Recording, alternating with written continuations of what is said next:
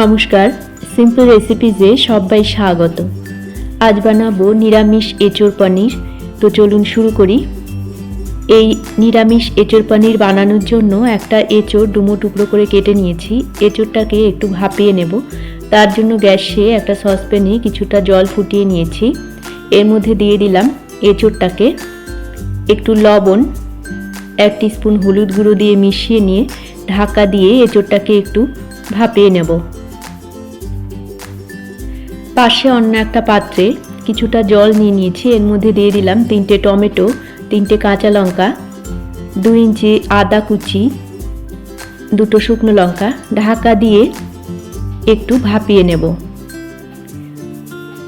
যখন টমেটো থেকে তার খোসাগুলো ছেড়ে ছেড়ে আসবে সেই সময় আমি ফ্লেমটাকে অফ করে দেব।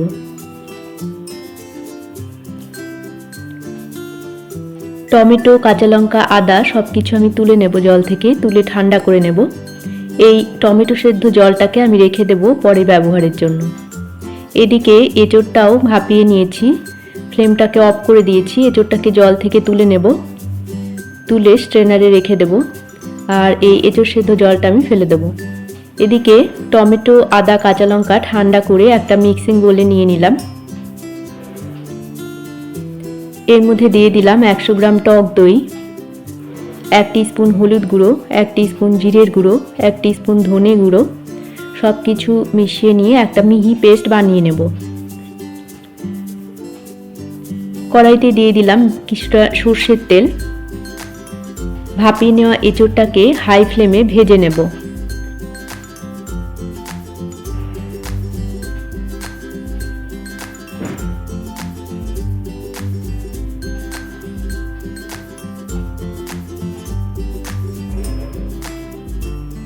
এঁচোড়টাকে একটু ভেজে নিয়ে তুলে রাখবো।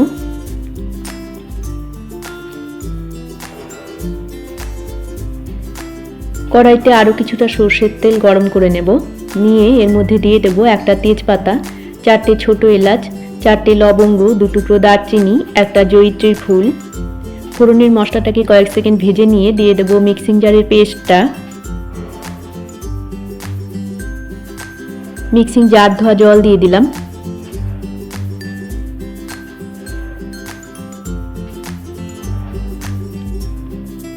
একটু লবণ, 1 টিস্পুন কাশ্মীরি লাল লঙ্কার গুঁড়ো দিয়ে কষিয়ে নেব যতক্ষণ পর্যন্ত মশলা থেকে তেল ছাড়ছে।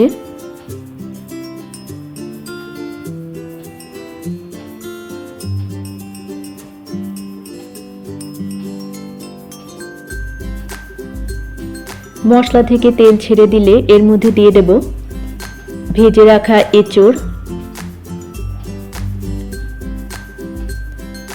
মিশিয়ে নেব।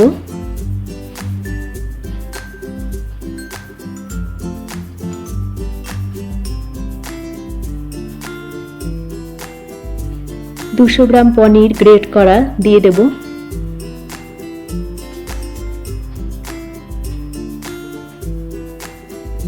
মিশিয়ে নেব।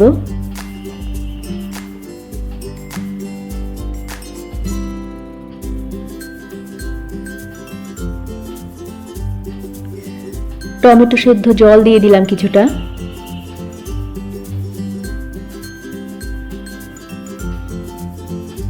এঁচোড়টাকে আমি কষিয়ে নেব প্রায় 7-8 মিনিট সময় নিয়ে টমেটো সেদ্ধ জল দিয়ে।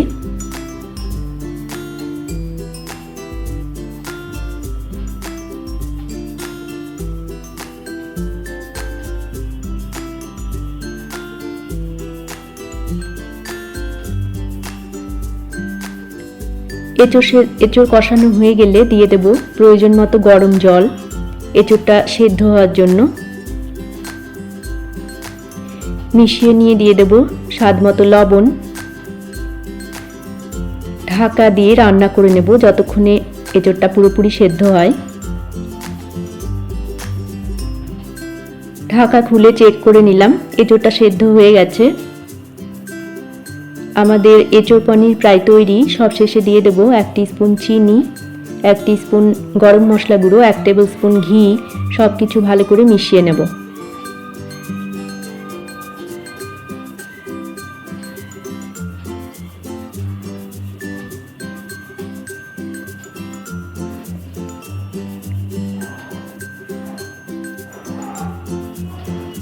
ফ্লেমটাকে অফ করে দিয়ে ঢাকা দিয়ে স্ট্যান্ডিং টাইম দিয়ে সার্ভ করব। তো তৈরি হয়ে গেল আমাদের নিরামিষ এঁচোড় পনির। রেসিপি ভালো লাগলে আপনারাও এইভাবে বাড়িতে বানিয়ে দেখতে পারেন। আশা করি আপনাদেরও ভালো লাগবে। সবাইকে ভালো থাকার শুভেচ্ছা জানিয়ে আজকের মতো এখানেই শেষ করছি। দেখা হচ্ছে পরবর্তী পর্বে। ধন্যবাদ।